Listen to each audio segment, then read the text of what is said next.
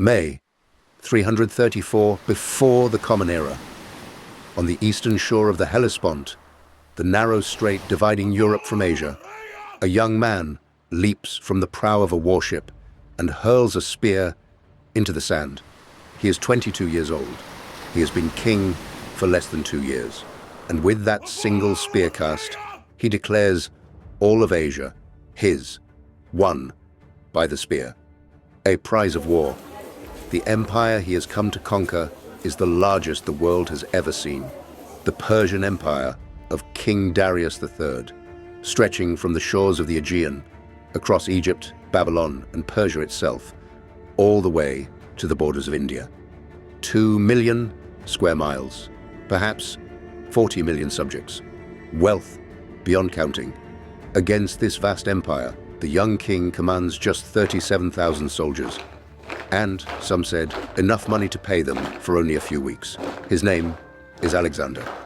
And within a single month, on the banks of a small river most of the world had never heard of, he will gamble his life, his army, and his legend on a single cavalry charge. This is the Battle of the Granicus. To understand how a 22-year-old came to invade the greatest superpower of his age, we must go back to his father. Philip II of Macedon was one of the greatest soldier-statesmen of the ancient world.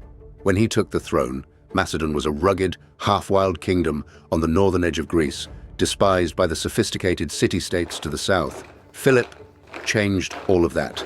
He forged a new kind of army, built around a new kind of infantry, the Macedonian phalanx, dense blocks of pikemen wielding the sarissa, a pike up to 18 feet long, a wall of iron points that no enemy could reach, let alone break.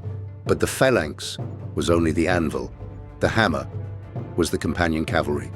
Elite Macedonian horsemen, armed with the Eastern lance, trained to charge in a wedge formation and shatter an enemy line at the decisive moment. Infantry to pin the enemy, cavalry to destroy him. Combined arms, coordinated with a precision the ancient world had never seen. With this army, Philip crushed the Greek city-states and united Greece under Macedonian leadership. His next war was already planned, a grand campaign against Persia itself, fought in revenge for the Persian invasions of Greece more than a century earlier. He would never fight it.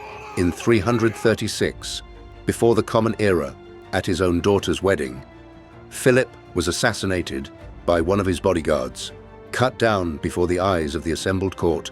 His son, Alexander, was just 20 years old. His rivals expected the young king to fail. Instead, they got a shock. Greek cities rose in revolt.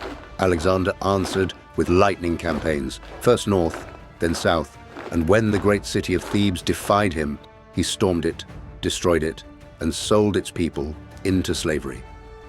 Greece fell silent. 2 years after his father's murder, Alexander marched for Asia to fight the war Philip had planned.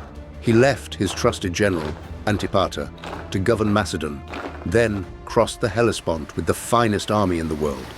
Modern historians estimate its strength at around 37,000 men, joining an advance force already operating in Asia: Macedonians, Greek allies, Thracians, and the famed Thessalian cavalry, second only to the companions themselves. His first act on Asian soil was not military, but symbolic. Alexander traveled south to the ruins of Troy, the city of Homer's Iliad, the epic he had kept beside him since boyhood. There, he sacrificed to the goddess Athena and took from her temple a sacred shield said to date back to the Trojan War. At the tomb of Achilles, the hero he admired above all others, he laid a wreath. The message was unmistakable. This was to be a new Trojan War, and Alexander would be its Achilles. But the Persians were waiting. At the town of Zelaya, east of the Granicus River, the satraps, the Persian governors of Asia Minor, gathered for a council of war. Among them stood the one man who truly understood the danger: Memnon of Rhodes, a Greek, a brilliant mercenary general in Persian service who had faced Macedonian armies before. Memnon's advice was ruthless and wise. "Do not fight this army," he warned. "Burn the crops, trample the fields, destroy everything in Alexander's path, and let hunger accomplish what Persian swords could not." Alexander had little money and even less food. Cut off from supplies, his invasion could wither within weeks. The Persian nobles refused.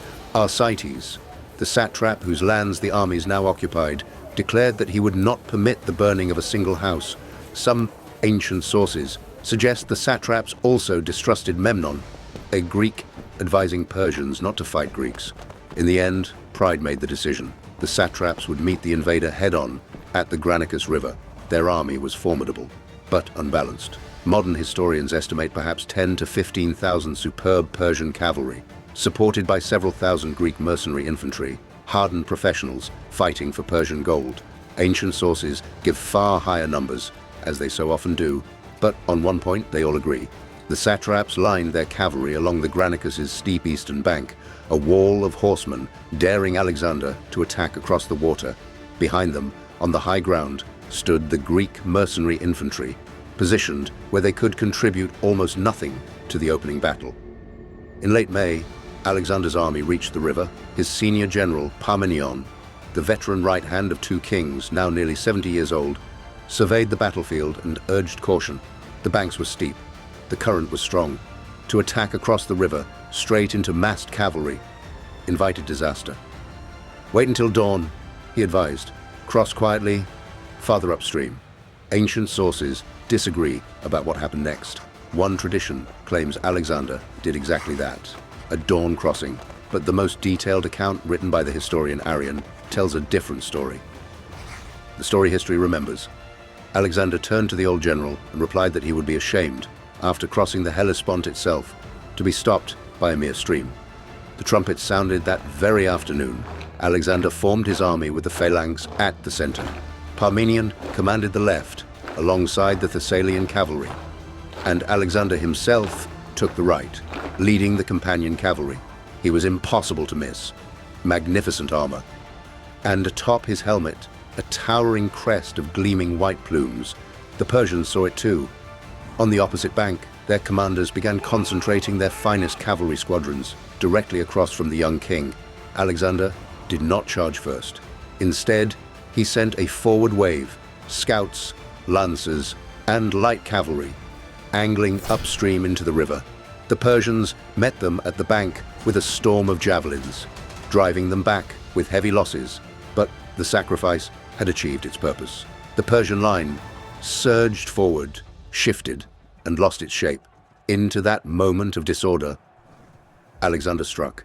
With a blast of trumpets, the young king plunged into the Granicus.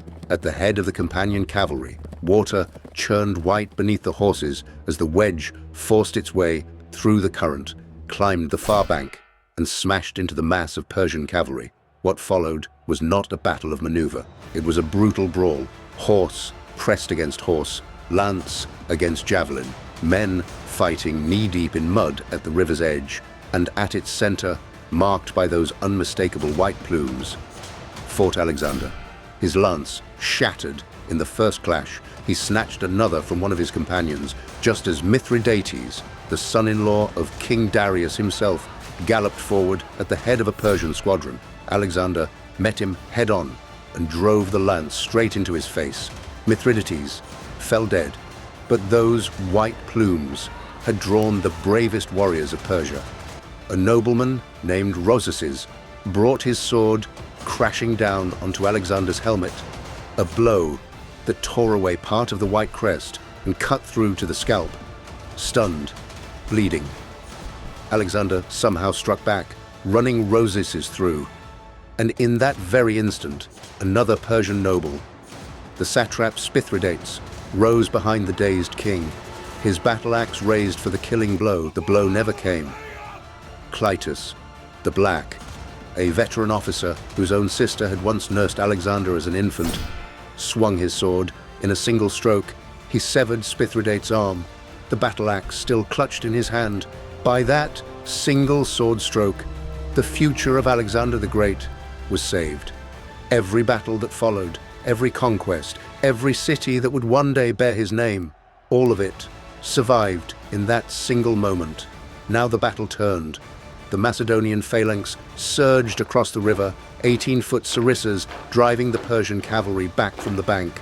Against those towering pikes, cavalry armed with javelins and swords had no answer. The Persian center began to crack.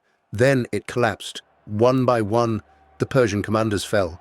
Among the dead was Mithridates and Arsites. The satrap who had refused to burn the fields would soon take his own life rather than face the consequences of defeat. The Persian cavalry broke and fled, but on the ridge behind them stood the Greek mercenaries. Thousands of hardened professional infantry who had barely struck a blow. Abandoned by the Persian cavalry they had watched destroyed, they asked Alexander for quarter. He refused. To Alexander, Greeks fighting for Persia were traitors to the Greek cause. He surrounded them with phalanx and cavalry and destroyed them. Ancient sources claim that only around 2,000 were taken alive. They were marched back to Macedonia in chains, condemned to a lifetime of forced labor. It was a message, written in blood. This is the price of serving the great king. Macedonian losses, by contrast, were astonishingly light. Ancient sources claim little more than 100 dead, though modern historians suspect the true number was higher. Alexander understood that victories are won twice, once on the battlefield and once in the minds of men. To Athens, he sent 300 suits of captured Persian armor, dedicated to the goddess Athena with a carefully barbed inscription: Alexander, son of Philip, and the Greeks, except the Spartans. To the families of the fallen companions, he granted freedom from taxation, and for the 25 companions who had fallen in the first charge, he commissioned bronze statues from Lysippos, the greatest sculptor of the age. But the greatest prize was strategic. The Persian defense of Asia Minor had been shattered in a single afternoon. The great city of Sardis, with its vast treasury, surrendered without a fight. Ephesus followed. Then, one by one, the Greek cities along the coast threw open their gates to Alexander, their liberator. The young king had passed his first great test by the width of a sword blade, but far to the east in Babylon, the great king himself now understood this was no border raid. Darius III, king of kings, ruler of 40 million, he began assembling the full royal army of Persia. The next time Alexander took the field, he would not face satraps. He would face the king of kings himself,